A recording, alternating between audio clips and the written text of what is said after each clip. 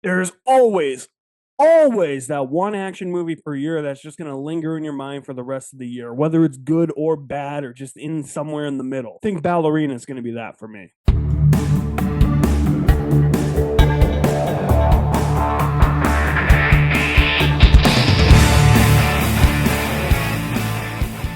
Ballerina. I refuse to acknowledge it by its actual title. Ballerina from the world of John Wick, or from the world of John Wick Ballerina. No, I'm shortening it to Ballerina because that's what it is. It's a spin-off of the John Wick series. It takes place between John Wick Chapter 3 and John Wick Chapter 4, taking place during the events of John Wick Chapter 3 Parabellum. Eve Macaro, played by Ana de Armas, begins her training in the assassin traditions of the Roma.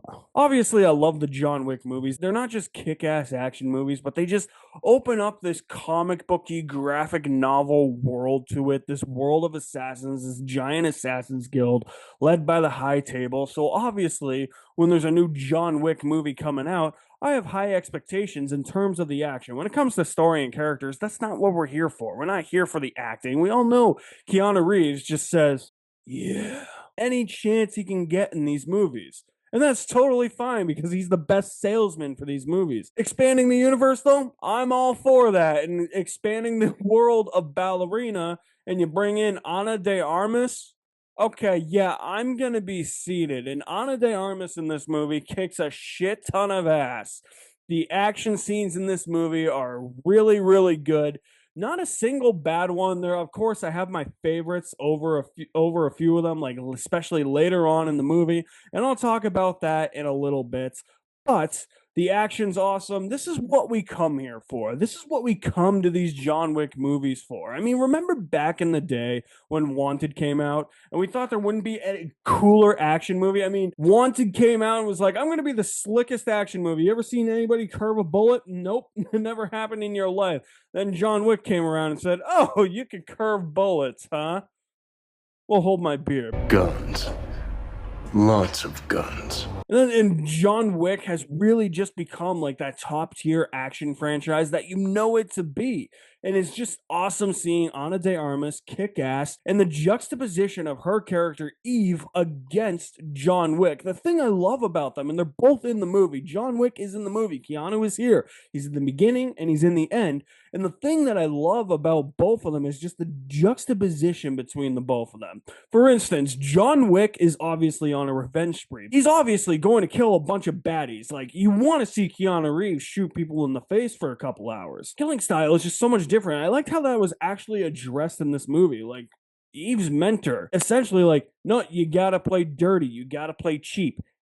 Give them the cheap shots. And that's really what sets Eve apart from John Wick. Also, with the fact that John Wick, when he's starting his rampage, he's injuring somebody to get to the next guy, will kill that guy, and then will come back and kill the guy in the head that he previously injured. That's just how John Wick operates. He will also just take a punch to the head or a bullet to the chest in order to get to three other guys that are behind the guy he just killed. That's also how he rolls. And Eve, the difference here is that Eve, she's just straight going for revenge. She just wants to kill everybody in her path. And I just like that juxtaposition. She's not actually trying to injure people and then come back and kill that same person. She's actually just trying to obliterate everybody. And by obliterate, I mean obliterate. Like, if you think you saw it all with John Wick 4, with the top-down action sequence, with the stairs sequence, these movies always have something different to offer action-wise. And I will say,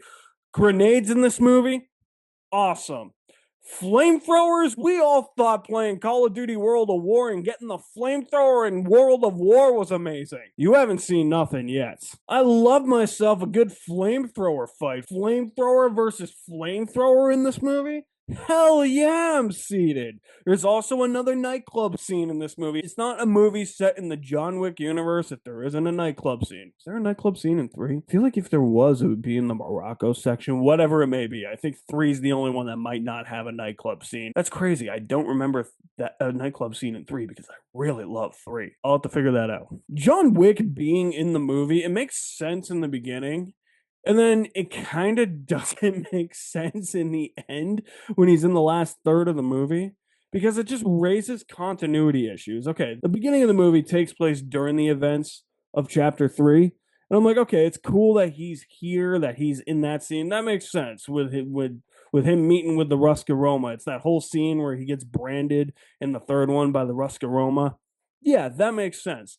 But him being here at the end of the movie, it raised some continuity issues for me. I mean, obviously, it's stuff we didn't see on screen, but I'm like, I thought at the end of the third one, Winston shot him off the roof. John was left in critical condition. The Bowery King took him in to prepare him for his next fight. And when chapter 4 opens, it's John Wick completing his training with the Bowery King to get ready to fight the High Table. Like, I just thought that in between that time space, John Wick was just chilling with the Bowery King and recuperating and recovering and training. I didn't know he went on some random side quest to go get Eve and all that. So that was a bit of an issue for me. I will say the entire movie is like a giant action scene, and I'm okay with that. But when it comes to the action scenes, there's rumors that Chad Stahelski, the director of the John Wick movies, had to step in for reshoots for the last 2 months. And you can tell which action scenes are directed by Chad Stahelski, and you can tell which ones are directed by Len Wiseman. Because the ones directed by Len Wiseman, they're good. Like the nightclub scene, they're really good. And the opening action scene is really good too. But they don't hold a candle to the ones directed by Chad Stahelski, because the ones directed by Chad Stahelski in the reshoots, you can tell they're directed by him because they're long wides, long takes, top down, doing something creative, whereas the ones directed by Len Wiseman just feel very, I don't want to say generic in their sense, but they're not as bombastic or as creative as the ones that Chad Stahelski will direct. They're also quickly cut and edited too. I noticed that in particularly in the nightclub action sequence, which is still badass. Like, I love watching Ana de Armas kick ass, but it was just something that I noticed about this. I also just thought the villains were kind of half-baked. Like, I'm not expecting Eve to take on the High Table. Like, it's a quest for revenge against another assassin clan that has been at war for decades with the Ruscaroma, and they operate in the small town. So, yeah, that's cool. That's building out the world a little bit more. But just Gabriel Byrne, I was like, what's going on here? There were a couple of moments of confusion with him, especially when it came to Norman Reedus, because Norman Reedus, the movie doesn't make full use of its supporting cast, I'll say that. Norman Reedus is in the movie. You have one half of the Boondock Saints right here. That should be a home run. Who cares about Daryl Dixon? Nobody watches Walking Dead anymore. You're one half of the Boondock Saints, and they just kind of waste Norman Reedus. He shows up for an action scene, then is out for the rest of the movie. And I'm like, okay, so what was the point? There wasn't much payoff to that for me. That didn't necessarily work. I wish he was in the movie more. But I can't lie. Obviously, we're not coming here for story. We're not coming here for acting. We're not coming here for plot. Obviously, like, these movies have to attempt to have some sort of semblance of that. And when I'm coming into a John Wick movie or a movie set in the John Wick universe, I'm not looking for story here. It is on the weaker side in terms of story because I think I'm just so used to the High Table stuff, but I can't deny the amounts of fun I had and the creativity in a lot of the action scenes with the kills. It's just another fun John Wick universe-centric action movie.